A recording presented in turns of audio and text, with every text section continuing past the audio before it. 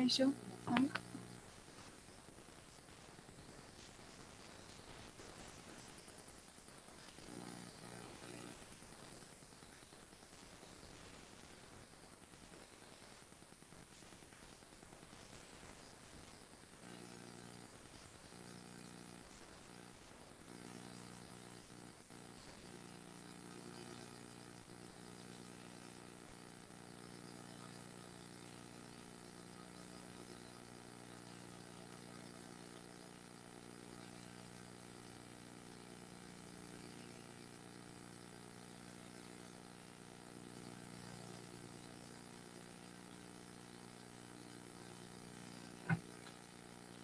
Buenos días y gracias por estar aquí. Ahora comenzaremos con la presentación del Congreso y bueno, lo haremos tanto en euskera como en castellano, entonces no os preocupéis porque lo que escuchéis en un principio después otra persona lo dirá en castellano. Egun on guztiei, eta ongi etorri Geu ere animalia construyendo un futuro antiespecista kongresura. Ilusio handiz ematen dugu kongresu honi irekiera. Mila esker hemen presentzialki zaudetenoi baita streaming bidez etxetik jarraitzen ari zaretenoi. Bereziki, martxoaren 20 izan da eta etenaldi akademikoa egon da. Bagenekien hasieratik Euskal Herriko Unibertsitatean ospatuko den lehenengo animalia ikasketa kritikoen kongresu antolatzea erronka handia izango zela. Eta horregatik, azken 7 hilabetetan zehar lan handi egin dugu proiektu hau aurrera ateratzeko. Etengabe, baina gogo handiz. Mai honetan gauden kongresuko zuzendaritzako kide guztiak. Ane Belen Ruiz Lejartegi, Jolatzan Zetarre Olledo, Leire Morasarano eta Irene Barañan. Ordu kontaezinak inbertitu ditugu afaera honetan, baina uste dugu esfortzu honek guztiak merezi izan duela, izaten ari duen harrera ezin hobea ikusita. Zuzendaritzan ere dugu Mikel Torres, EHUko ikerlari eta irakaslea, lehenki notetzaldiaren kongresuari hasiera emango diona. Bueno, como decía la compañera Olatz, buenos días y bienvenidos al Congreso Geu ere Animalia Construyendo un Futuro Antiespecista. Es el primer congreso de esta universidad sobre estudios críticos animales. Y bueno, estamos encantadas de que estéis aquí. Muchísimas gracias a todas las que estáis siguiendo la ponencia, tanto aquí como online. Y especialmente teniendo en cuenta el paro académico de hoy, que bueno, hemos pisado sin querer. Aún así nos hace mucha ilusión estar aquí. Hemos trabajado durante 8 meses, incluso más. Hemos invertido muchísimas horas y hemos trabajado mucho para que sea un congreso lo más asumible posible para todas. Y creemos que ha merecido la pena porque hemos recibido una respuesta mejor imposible. Muchísimas propuestas, muchas más inscripciones de lo que esperábamos. Entonces estamos muy agradecidas. En esta mesa estamos el comité organizativo, que somos desde la derecha vuestra, Leire Morasarano, Ane Belen Lejartegi, Aranzeta Reboredo, eta yo soy Irene Barañano. Y el director del congreso, en este caso, es Mikel Torres. Ahí vale. Este congreso empezó porque yo estaba en esta universidad con mi tesis sobre el movimiento de liberación animal y la verdad que me sentía un poquito sola en el ámbito. No encontraba a nadie que estuviera trabajando en algo similar y entonces encontré, por casualidad casi, a Leire Morras en internet. Contacté con ella y decidimos hacer un grupo de WhatsApp porque también conocía a Olatz y vimos la necesidad de juntarnos y hacer un congreso para tejer redes un poco entre las personas que estamos tratando el mismo tema. Y bueno, pues, es por eso que estamos aquí. Bueno, ointxe bertan Irenak azaldu den moduan, taldetxo hau duela urtebete baino gutxiago hasi zen eta sortu zuen Irenek, eta bueno, bere burua ariazi duen moduan guztiz bakarti sentitu zuen animalien askapenerako mugimenduari buruzko tesia abiatzen zegoen bitartean. Orduan, antzeko gaiak lantzen genituen pertsonak juntatu ginen, eta bere momentuan Leire Morrasen bidez egin zen, Leire UPG-ko Center for Animal Ethics-en egin zuen estantzia doktoretzen barnean. Eta, bueno, ostean anietan bateatu ginen kongresura, eta asko oso pozik gaude posiblea izan delako era honetan EHUn gai antiespezista, kritika animalia eta honelako sarea sortzeko aukera izatea. Horrela, aldi berean, animalia ikasketa kritikoen gaia, ezagutaraztea unibertsitatean eta interesa hau daukaten irakasle, ikasle, ikerlaria bateratzea.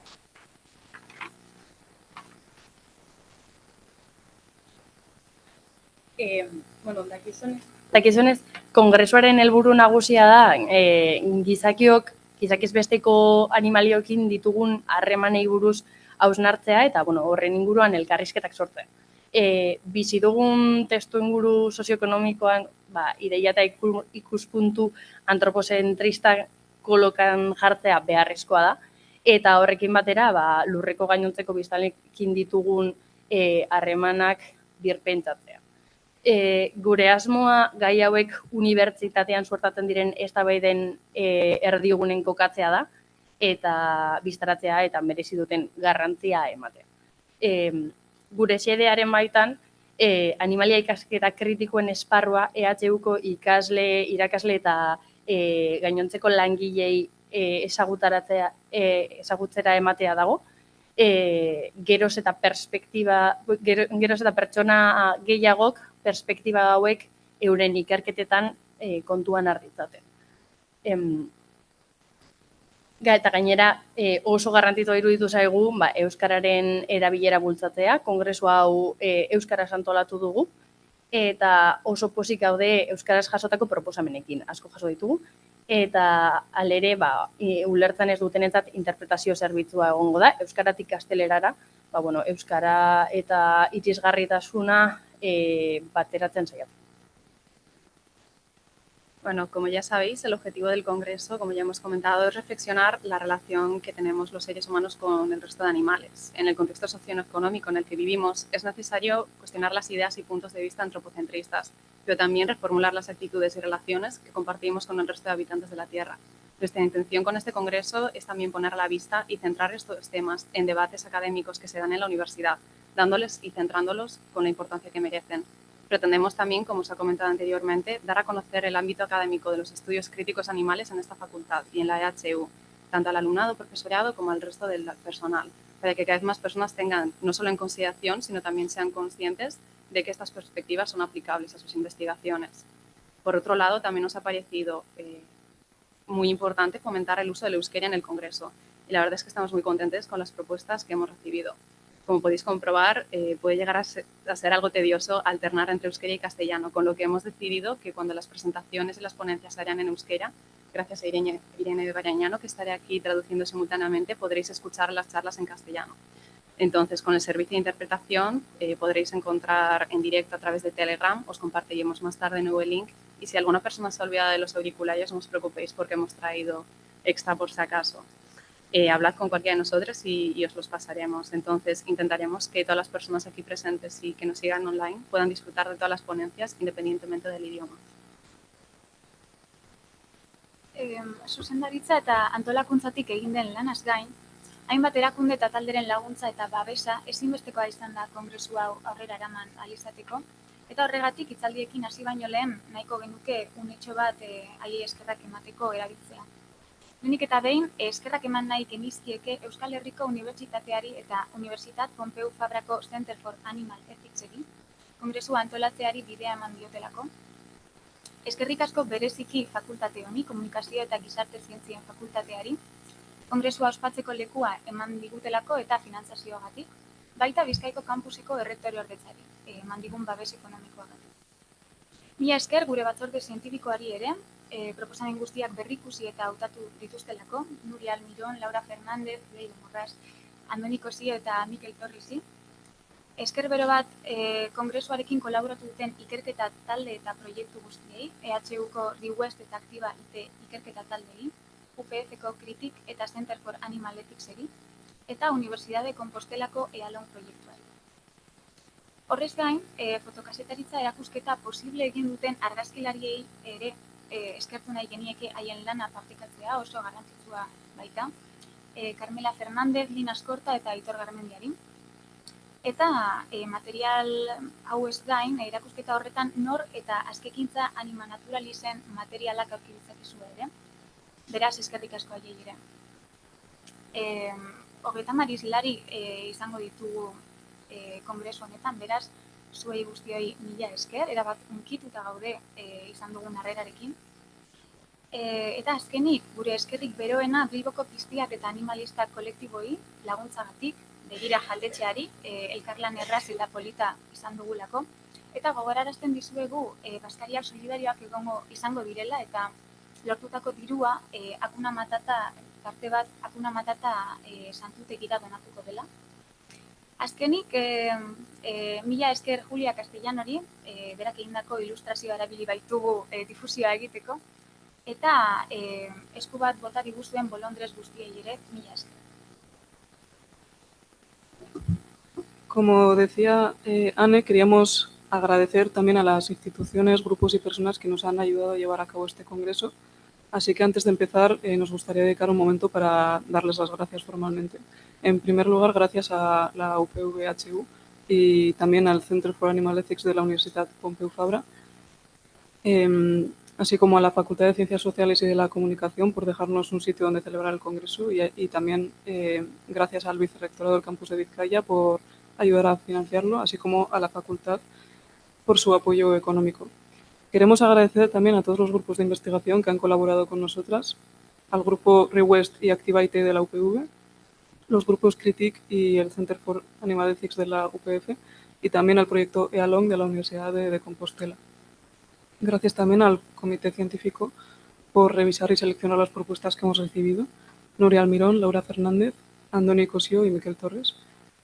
Gracias a vuestro trabajo el congreso tiene una calidad científica asegurada.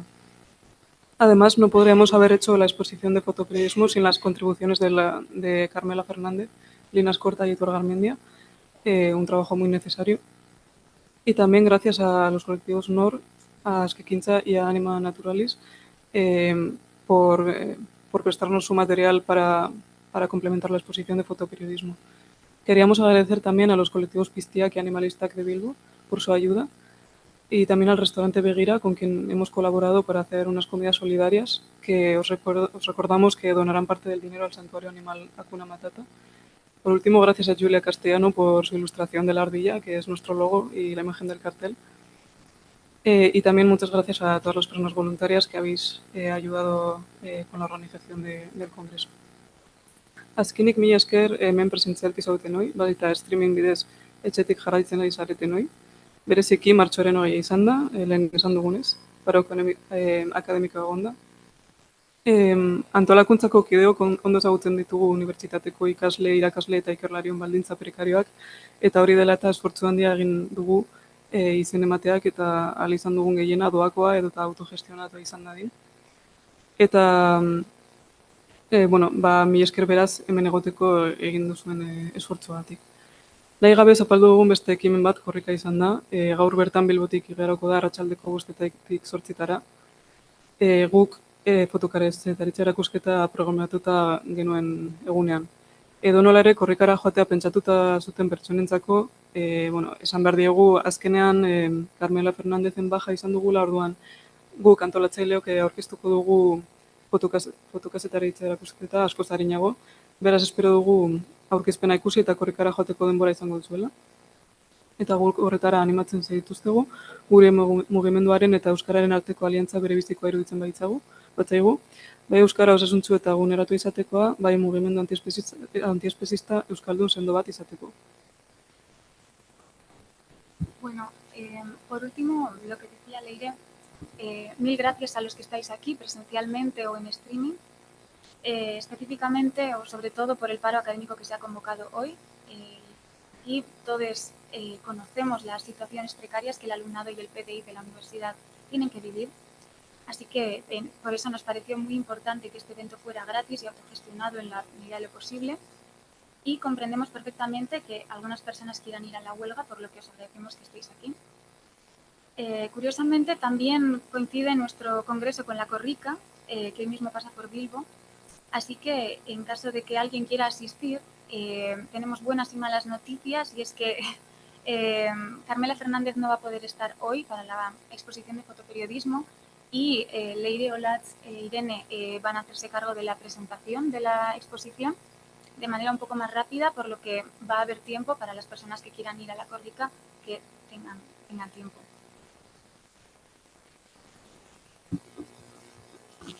Hurrengo 3 egunetan gai eta esparru asko ezagutzeko aukera izango dugu. Jasotako proposamenen anistasunari esker, zuen diktikoetan aurki ditzakezuen zenbait panel desberdin antolatu ahal izan ditugu, intersekzionalitatea, historia eta legedia, pentsaera eta historia, literatura ikasketak, zinema, komunikabideak eta diskurtsoak eta antropozentrismoaren dezentralizazioa.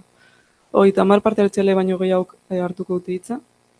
Eta komunikazio hauetaz gain, egun bakoitzean irekiera hitzaldi bat entzun ahalko dugu, Mikel Torres, Laura Fernández eta Maria Carreras doktoreen eskutik. Bestelako jardunaldien artean, aipatu dugun fotokazetaritza erakusketa ikusi ahalko dugu, baita gurean dokumentalaren proiekzioa ere. Azkenik, Irati Jimenez Perezek literatura tailer bat eskiniko dugu, eta bukatzeko liburu aurkezpenak ere izango ditugu. Como decíamos, en los próximos 3 días tendremos la oportunidad de conocer muchos temas y ámbitos distintos gracias a la diversidad de las propuestas que hemos recibido.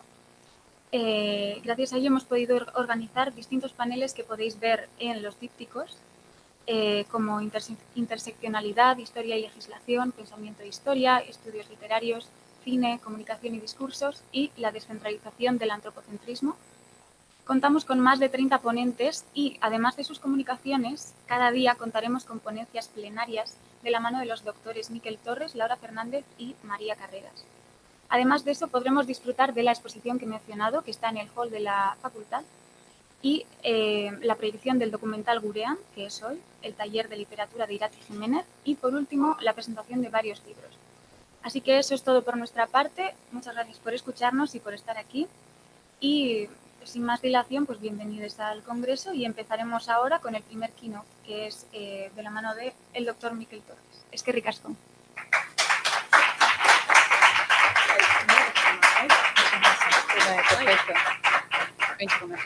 Me voy a dirigir ahora brevemente a las personas que no entienden euskera. En este QR encontraréis el canal de Telegram que os lleva al canal de la interpretación, y esto sobre todo para las personas que están online, porque en sí, las que estáis aquí podéis coger un cacharrito de esos y si tenéis auriculares, con vuestros auriculares se escucha. Debe haber 3 canales, pero tocando el botón llegáis al que oís la interpretación y los auriculares están ahí en la mesa de fuera, ¿vale? En todo caso, si tuvierais algún problema, el canal de Telegram funciona seguro, ¿vale?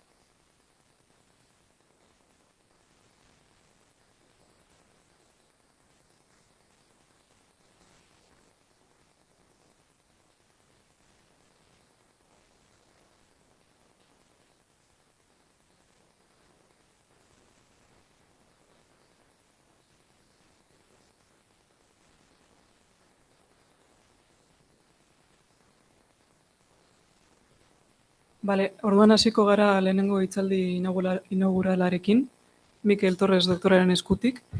Izenburua, zergatik da inmorala espezismoa da. Mikel Torres filosofian lizentziatua eta doktorea da, Euskal Herriko Unibertsitatetik, eta bertan ere filosofia saileko irakasle laguntzailea da. Klase ematen du letretako, lan harremanetako eta gizarte laneko hezkuntzako filosofia eta antropologiako fakultateetan eta esperientzia geletan. Bere ikerketa lana filosofia moralaren eta etika aplikatuen eremuan oinarritu da, bereziki animalien kontsiderazio moralarekin zerikusia duten gai moralen azterketan. Torresen argitalpenen artean aurki ditzakegu Poder Animal liburua eta kapitulu eta artikulu batzuk estatuko eta nazioarteko aldizkarietan. Gainera, Aktibaite ikerketa taldeko kidea da, eta EALON ikerketa proiektuaren parte da. Hitza duzu, Mikel, nahi duzunean, mila esker zure parte hartzeagatik.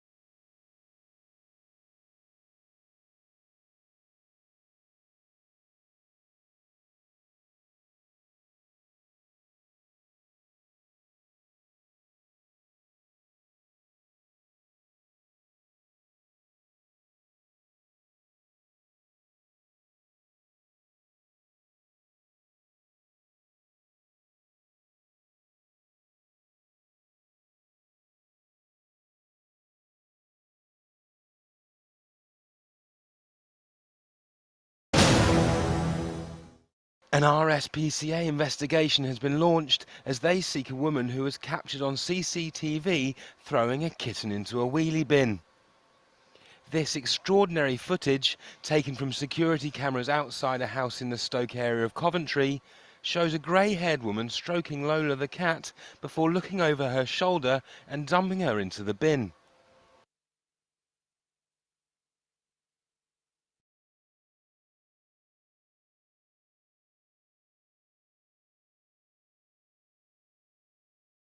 Despite remaining trapped for 15 hours, the kitten survived unharmed and is recovering well.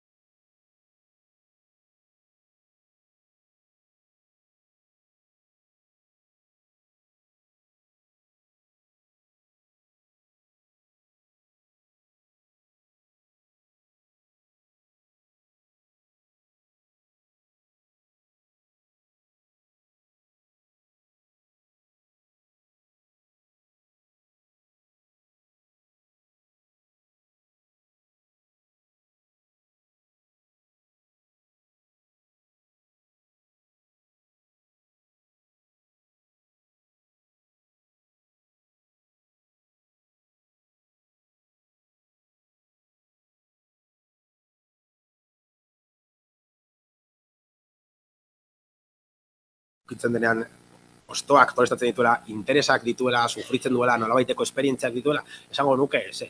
Zergatik, irizpide bakarra betetzen, bai? Jokabidearen irizpidea. Pentsatu dezakegu landareak sufritzen duela eta zerbait sentitzen duela, definitu behar da zer sentitzea, por supuesto, baina ukitzen dutenean ostoak tolestatzen ditu, baina ez ditu beste irizpideak betetzen, bai? Ez du anatomiaren irizpidea betetzen, eta ez du betetzen ez da ere historia evolutiboaren irizpidea, segun landareetatik duela milioika eta milioika urte bereizi egin. Bai. Orduan, uste dut, irizpide hauetan oinarrituz ondorioztatu dezakegula argi eta garbi gizakiok, argi eta garbi animalia asko, animalia ornodun guztia, seguruenik, eta ornogabeak diren animalia asko ere interesak dituztela, esperientzia edo sentipen subjetiboak dituztelako, kontzientzia fenomenikoa daukatelako, bai. Hori ondorioztatu dezakegu, baina ondorioztatu dezakegu baita ere, nire iritziz landareek ez daukatela inolako sufritzeko gaitasun. Bai. Baina, bueno, oker egon naiteke, noski, esan nahiz, hau ez dira euneko ziurtasunarekin bai estatu daitezkeen gauzak, bai. Ondo, eta orduan, gustatuko litzaidake aurrera egiteko hitzaldian eta kritikatzeko goratu egiten edo egin nahi dudan orain dela kritikatu gaitasun kognitibo horiek eta harreman berezi horiek, bai, ondorioztatzeko gizakien interesek lehentasuna merezi dutela. 3 printzipio moral planteatu nahi ditut, Mark Rowlandsek hor irudian daukazuen filosofo garestarrak proposatzen dituen oinarrizko 3 printzipio moral dira, bai. Lehendabiziko printzipioa da berdintasunaren printzipioa, esaten duena da gizaki guztio kontsiderazio moral berdina merezi dugula, edo gizaki guztien interesek garrantzi berdina merezi dutela, bai. Bigarren printzipioa da merezimenduaren printzipioa, esaten duena da, lehen aipatu dut, inorez litzateke saritua edo zigortua izan beharko haren kontrolpean ez dauden gertakari edo ekintzengatik, printzipioa erabili dut, gogoratzen bali baduzu espezismoa kritikatzeko, bai. Eta hirugarren printzipioa garrantziaren printzipioa, bai. Ezin da ezberdintasun moralik egon, ez badago garrantzitsua den bestelako desberdintasun. Ondo, asuntoa da, printzipio hauetan oinarrituz, animalien kontsiderazio moral zuzenaren, edo nahi baldin baduzu, animalien oinarrizko eskubideen aldeko argudio potente bat sortu dezakegu. Bai? Lehenengo premisan berdintasunaren printzipioa sartu dezakegu, gizaki guztio kontsiderazio moral berdina merezi dugu, bigarren premisan sartu dezakegu garrantziaren printzipioa, desberdintasun moralik ez dago, moralki garrantzitsua den beste desberdintasunik egon ezean, eta hirugarren premisan sartzen dugu gizakien eta animalia askoren artean ez dago moralki garrantzitsua den inolako desberdintasun. Bai? Eta hau onartzen baldin badugu, ondorioztatzen dugu animalia askok gizakiok merezi dugun kontsiderazio moral berdina merezi dutela. Bai? Noski, argudio honetan oso eztabaidagarria edo asko eztabaidatzen den premisa, hirugarren premisa. Bai? Gizakien eta animalia askoren artean ez dago moralki garrantzitsua den inolako desberdintasun. Esaten duguna, argudioarekin, ez da gizakien eta animalien artean desberdintasunik ez dagoela. Denok, ulertzen dugu, edo denok badakigu, gizakien eta gainontzeko animalien artean desberdintasun batzuk egon badaudela, bai? Esaten duguna desberdintasun horiek ez direla moralki garrantzitsuak diskriminazioak egiteko, bai? Eta ondorioz, gaitasun kognitiboak edo harreman bereziak ez direla oinarri moralak diskriminazioak egiteko. Zergatik ez? Honetarako, edo ulertzeko zergatik ez, jo behar dugu gaurko azkeneko argudioa, bai? Dela animalien etikan seguruenik ezagunena den argudioa dela espezieen gainjartzearen argudioa. Bai? Literatura normalean deitzen zaio kasu marginalen argudioa, edo bazterretako kasuen argudioa. Bai? Kasu marginalak deitzen zaien, zer egiten dutena da, gizaki marginalei esango dugu, erreferentziari. Bai? Marginalak zein zentzuta. Marginala hitzarekin esan nahi dena da, gizaki horiek adibidez ez dituztela betetzen, gizaki heldu arruntek edo normale, dauzkagun gaitasun kognitiboak, bai? Orduan zentzu honetan, gizaki marginalak izango lirateke, haur jaio berri guztiak, edo Alzheimerrak jota dauden pertsonak, bai? Pertsona horiek ez dauzkate gizaki heldu arruntek dauzkagun gaitasun kognitibo sofistikatuak, eta ondorioz gizaki horiei literaturan batzutan deitzen zaila gizaki marginalak, bai?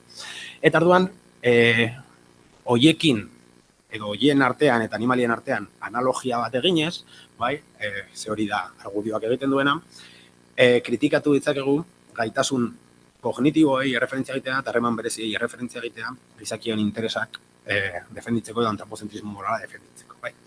Orduan, argudioak esaten digu, lehenengo premisa. X da propietate bereizgarria gizakiak eta gainontzeko animaliak bereizten dituena, bai? Eta moralki garrantzitsua. X propietate bereizgarria ez daukaten gizakiak egon badaude, eta orduan bi aukera dauzkagu, bai? Gizaki horiek ez dute merezi animaliek baino kontsiderazio moral handiagorik, edo propietate hori baztertu behar dugu ez da moralki garrantzitsua. Goazen gaitasun kognitiboetara aplikatzea, bai? Inteligentzia bezalako gaitasun batera.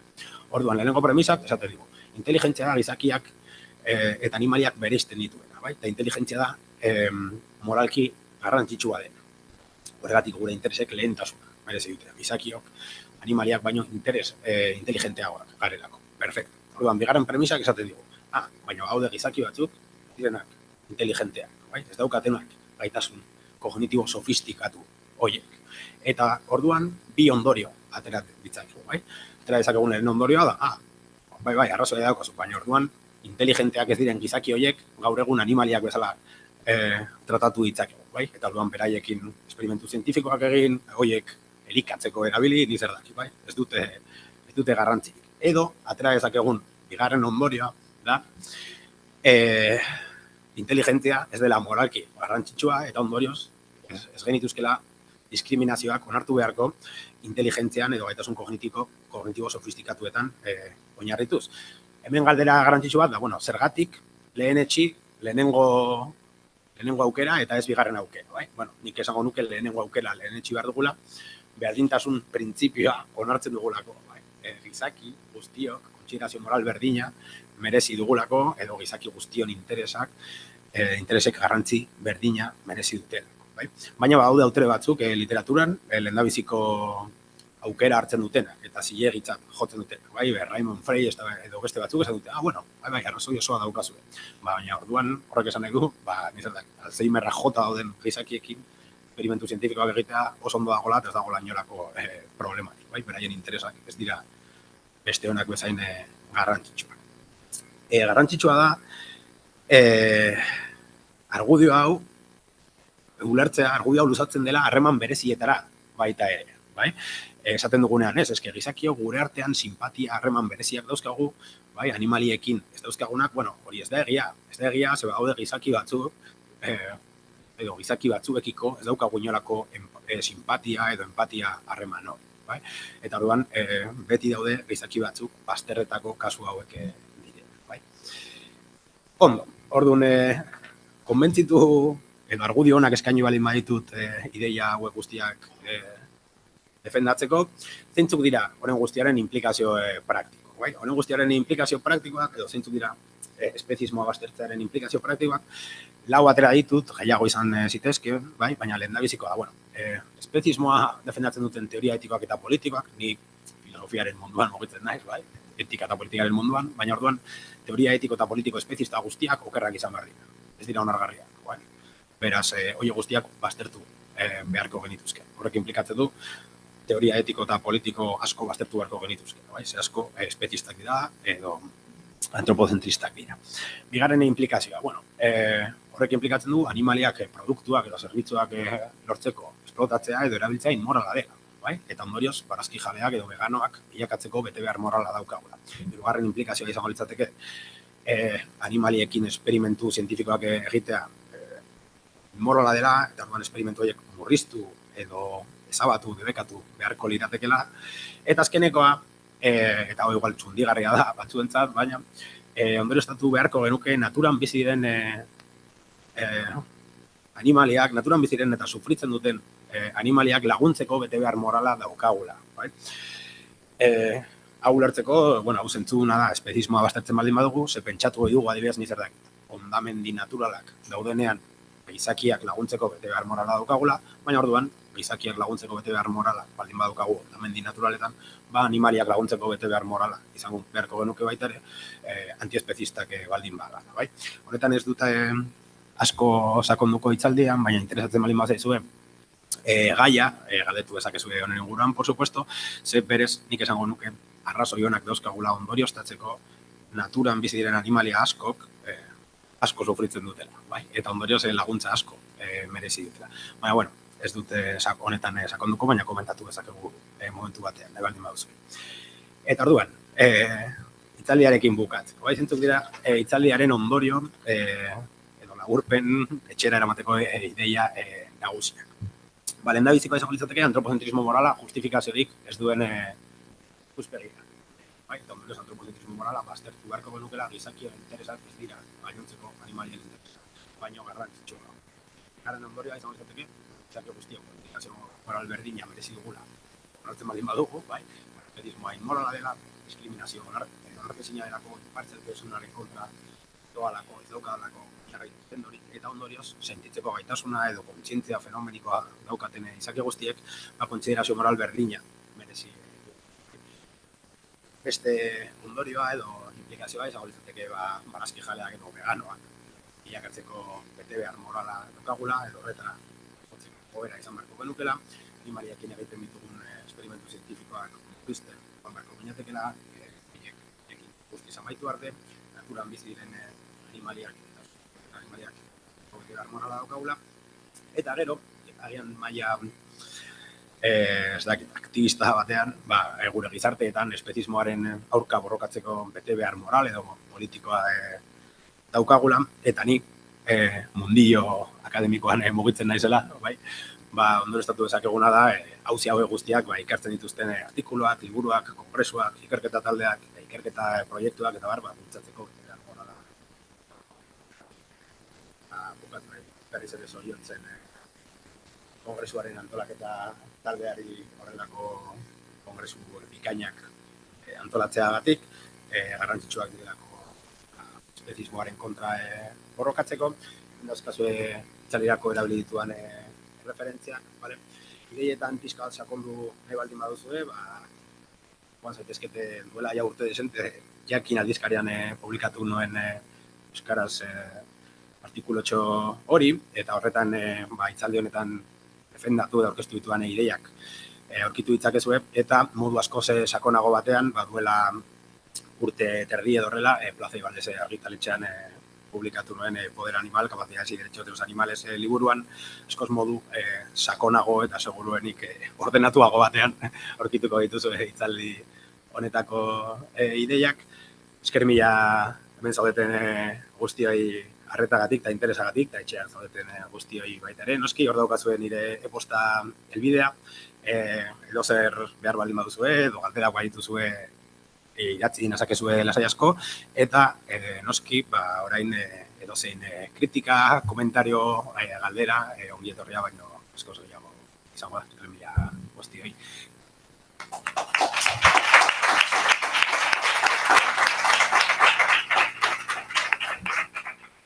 Eskerrik asko, Mikel, zure hitzaldiagatik. Gainera oso ona, oso ongi azalduta, eta uste dut kongresua irekitzeko gai oso aproposa izan dela. Orain, minutu batzuk daude galderak egiteko edo iradokizunak, iruzkinak egiteko. Orduan norbaitek nahi badu hitza hartu dezake. Estoy diciendo que ahora tenemos unos minutos para hacer preguntas, comentarios, reflexiones, si alguien quiere tomar la palabra.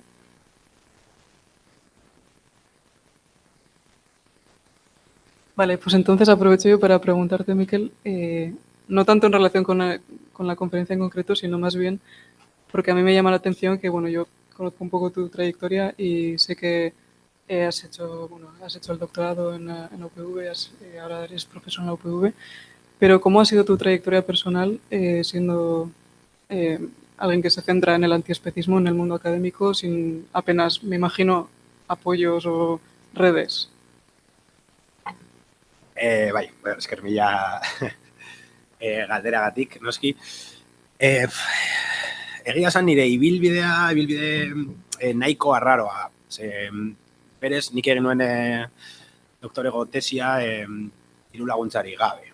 Orduan, nik mundu akademikotik neurri batean nahiko aztertuta bizi izan naiz beti, baina ni ailegatu nintzen antiespezismoaren mundura, esan dezagun, interes intelektual hutxagatik. Badago jendea bidea egiten duena militantzia eta antiespezismoaren militantziatik mundu akademikora, baina nire bidea izan zen pixka bat alderantzizkoa, edo niri ideia interesgarria iruditu zitzaidan, edo txundigarria iruditu zitzaidan, eta orduan horretan murgildu nintzen. A ber, berez, nik, apuntatu nintzenean doktoretzara, pues, ikerketa lantxo txiki bat egin behar nuen, bai? Berez, doktorego tesiarekin hasi baino lehen, eta ez nekien zeri buruz egin, aukera ezberdinak neuzka. Eta orduan irakurri nuen Liberación Animal, eta flipatu nuen. Baina flipatu nuen, txunditu da gelitu nintzen, esaten nuen, tipo hau erotuta dago. Esaten du, gizakion interesak, edo interesasko gutxienez ez direla animalen interesak baino garrantzitsuagoak, ez? Hau ezin da zuzena izan. Ze nire inguruan mundu guztiak, beti irakatsi didatena eta nire inguruan mundu guztiak pentsatzen zuena justo kontrakoa zen, bai? Eta orduan nik esaten, tipo honek ezin du arrazoia izan. Baina bere argudioak onak ziren. Horregatik esan izan, filosofoak igual batzutan garrantzi handia ematen dio, koherentziari edo argudioak onak izateari, eta esaten, baina tipo honek, eta orduan esan, egingo dut lan bat eta tesi bat Peter Singerez kritikatzeko, eta esateko antispezismoaren asuntoak ez daukala inolako zentzurik. Baina gertatzen dena, azkenan ez nituen argudioek aurkitu, eta beste... Eta ben nago, ez? Ben nago gaur. Baina nire bilbidea izan da hori, pixka bat arraroa, zentzu horretan, egin nuen tesia, diru laguntzari gabe, eta nuen negoen unibertsitatetik, oso aztertutan negoen nire etxean tesia egiten, liburuak irakurtzen horrela, baina nintzen ia existitzen, bai, unibertsitatearen zat. Eta gero llegatu nintzen, kuriositate, esan ezagun, intelektualagatik, eta ez nekielako zer buruz egin lan akademiko bat, eta interesgarria iruditu zitzaidan. Baina interesgarria dena da, liburua edo Liberación Animal irakurri nuenean, esan hau erokeria bada, bai? Baina, argudioak potenteak dira, bai? Orduan, ibilbide hori, uste dut, ez da ibilbide arrunta mundu akademikoa ezagun. Kurioso da uste dut, inoiz ez duela ezagutu olako kasu bat. Astean antiespezismoak kritikatzen eta gero konbentzitzea ez nuen inoiz entzun. Bale, ez badago beste galderarik. Bale.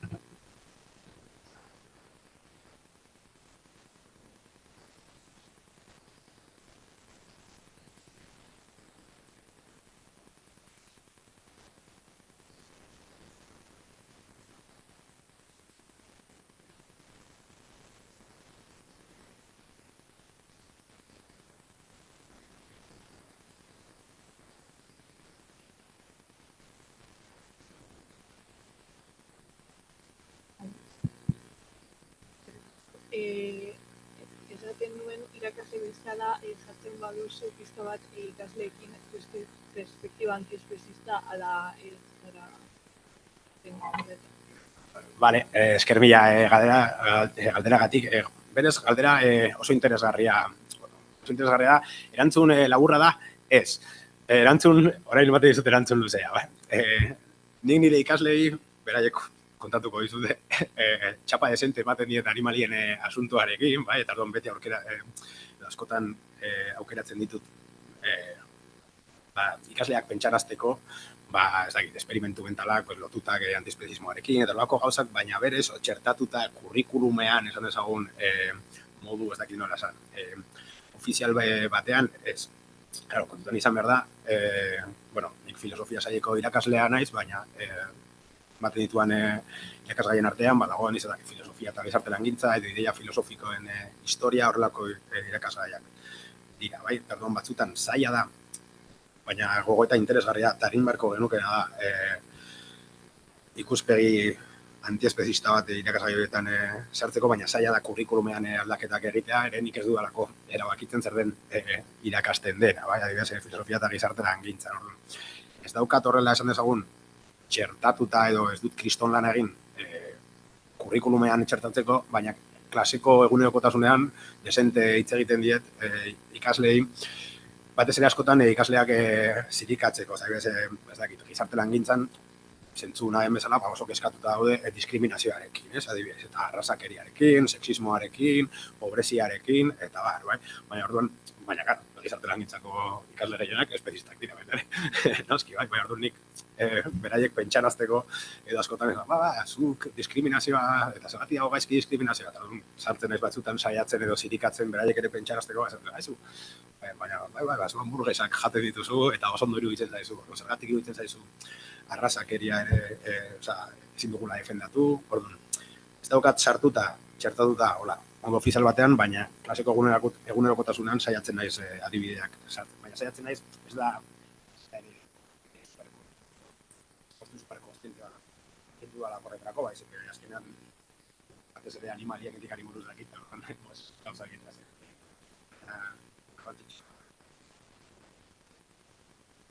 Beste galderari. Bestela orain egingo dugu gauza bat kafe hartzeko, eta gero 11:00 jarraituko dugu lehenengo panelarekin. Bale, mila esker.